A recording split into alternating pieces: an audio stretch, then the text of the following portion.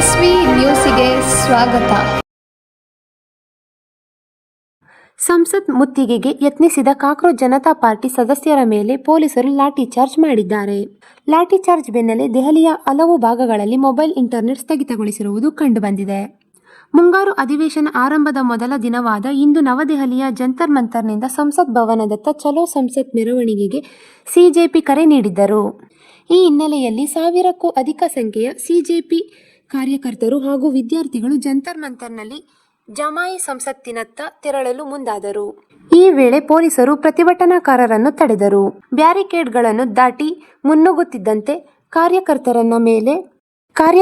ಮೇಲೆ ಪೊಲೀಸರು ಲಾಠಿ ಪ್ರಯೋಗ ಮಾಡಿದ್ದಾರೆ ಎನ್ನಲಾಗಿದೆ.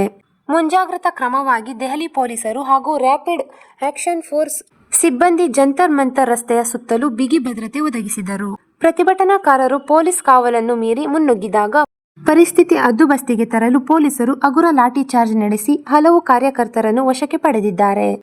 ಸಂಸತ್ತಿನ ಅಧಿವೇಶನ ಆರಂಭವಾಗುತ್ತಿರುವುದರಿಂದ ದೆಹಲಿ ನಗರದಲ್ಲಿ ಭಾರತೀಯ ನಾಗರಿಕ ಸುರಕ್ಷಿತಾ ಸಂಹಿತೆಯ BNSS ಸೆಕ್ಷನ್ 163 ರ ಅಡಿಯಲ್ಲಿ ನಿಷೇಧಾಜ್ಞೆ ಜಾರಿಗೊಳಿಸಲಾಗಿತ್ತು.